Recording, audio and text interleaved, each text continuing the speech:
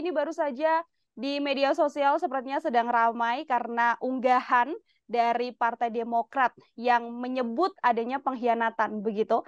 Berkaitan soal bakal calon wakil presiden, disebutkan bahwa harusnya Anies Baswedan ini berpasangan dengan AHY, Agus Harimurti Yudhoyono, tapi di menit-menit terakhir justru kabar yang ada adalah Anies Baswedan ini bergabung atau akan berpasangan dengan Caimin dari PKB. Awalnya terlebih dahulu bagaimana respons Mas Ipang sebagai pengamat politik melihat hal ini?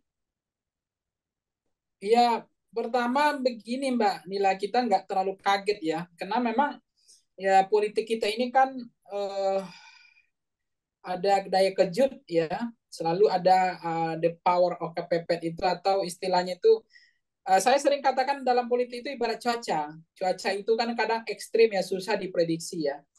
Jadi seperti mendungnya di Depok, tapi datang angin hujannya bisa di Jakarta Selatan. Jadi kita bisa bayangkan ya, inilah demokrasi kita yang AHY Anies itu sudah terpasang balihonya di mana-mana ya.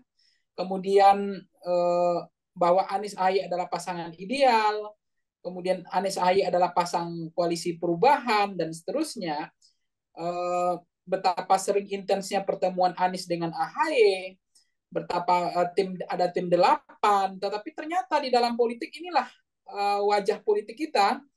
Ada yang sebagian orang terkaget, terutama orang Demokrat, tapi kalau kita sebagai pengamat, ya ini hal-hal yang lumrah dalam politik.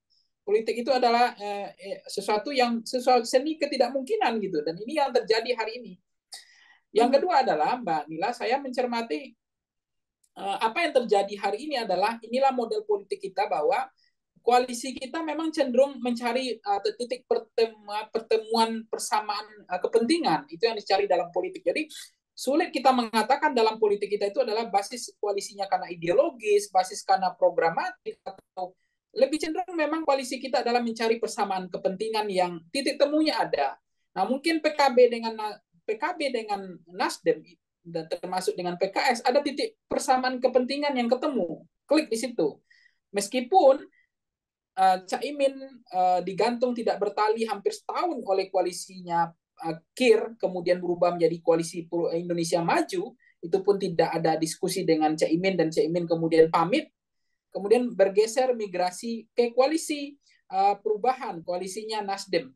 Dan ini di luar prediksi kita semua. Banyak orang mengatakan ini nggak sesuatu yang tidak mungkin gitu. Tapi itulah faktanya terjadi. Orang sering tidak pernah membahas Prabowo, maksudnya Prabowo Caimin itu yang paling sering, tapi Anies Caimin itu kan jarang sekali diperbincangkan di publik. Kemudian PKB akan bergabung ke koalisi perubahan juga hampir tidak, minim ya, hampir tidak pernah jadi perbincangan di santer menjadi perbincangan di publik. Yang ada adalah Caimin Prabowo dan seterusnya. Nah, ini yang kemudian terjadi hari ini adalah inilah realita politik kita, inilah model panggung politik kita yang sebetulnya kalau saya lihat di satu sisi Caimin merapat ke koalisinya perubahan dan pamit dari koalisinya Pak Prabowo, kemudian pada saat yang sama apakah hari ini juga akan pamit Demokrat dari koalisi perubahan? Karena meskipun yang poin saya yang ketiga begini, saya ingat persis apa yang disampaikan Demokrat, bahwa cawapres itu adalah wewenang otoritas dari Mas Anies. Semua diserahkan ke Mas Anies. Artinya Demokrat berkoalisi atau mendukung Pak Anies itu tanpa syarat. Tapi seolah-olah itu ternyata menurut saya juga agak sulit diterjemahkan. Tapi dalam diksi perasa ini kok sepertinya Demokrat tidak mengatakan itu tidak bersyarat. Tapi artinya Demokrat berkoalisi dengan syarat. Itu harus ada AHY sebagai cawapresnya. Itu yang tergambar dari hampir 6 bulan ini. Bagaimana spanduk Anies AHY itu perubahan itu dipasang di mana-mana.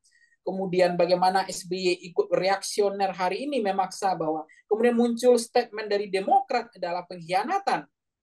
Kemudian SBY bicara tentang koalisi perubahan. Hilanglah semangat perubahan. Meskipun di dalam data survei Foxpol Center misalnya menunjukkan bahwa perubahan itu juga tidak terlalu signifikan. Isu itu menarik bagi masyarakat. Perbaikan juga tidak. Tapi isu dua ini yang paling besar itu hasil survei Foxpol kemarin yang kita potret pada bulan Agustus ini adalah justru yang menarik itu adalah gabungan dari koalisi yang masyarakat itu setuju. Apakah Ibu Bapak Saudara setuju akan memilih capres-cawapres yang menunjukkan program pemerintah sekarang cawapres yang melakukan perubahan atau gimana. Ternyata yang melanjutkan kebijakan pemerintah saat ini hanya 19%. Yang fokus kepada melakukan perubahan hanya 27,8%. Kemudian yang melanjutkan dan melakukan perubahan itu 40,8%. Artinya pemilih kita juga cenderung hari ini moderat gitu. Justru mereka lebih tertarik adalah isu perubahan dan keberlanjutan. Jadi mereka juga tidak mau ekstrim terlalu perubahan atau ekstrim hanya kelanjutan. Tapi dua ini, kombinasi ini yang trennya disukai, disenangi masyarakat. Kemudian begini juga Mbak Nila ya, kalau kita cermati misalnya, memang Anies AHY itu memang ceruk segmennya itu lebih merata hampir di semua provinsi elektabilitasnya, terutama di DKI. Relatively memang hampir sama dengan basisnya Anies, itu problemnya. Itu yang menurut saya ada problem di situ. Jadi ada di DKI, di Jawa Barat, kemudian di Sumatera, itu Anies kuat dan AHY juga kuat di situ.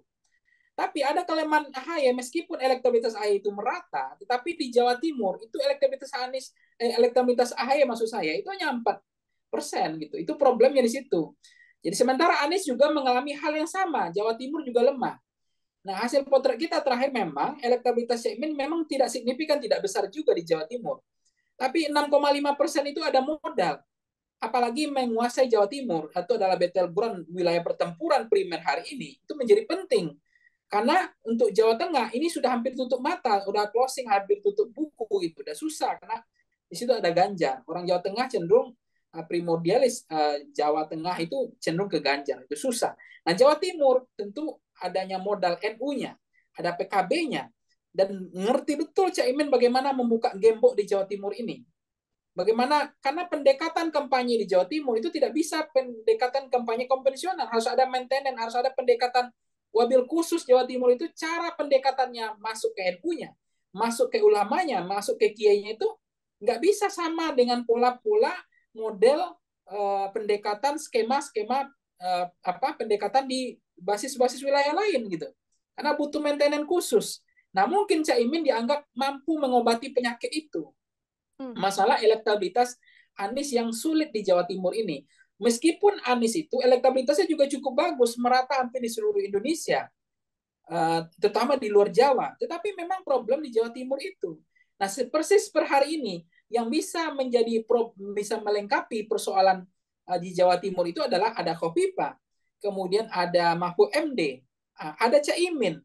Tiga itu relatif yang bisa, termasuk Yeni Wahid, tapi tidak signifikan. Tiga inilah yang dianggap mampu mengobati atau menjadi bisa mengatasi problem elektabilitas Anies yang juga rendah di Jawa Timur.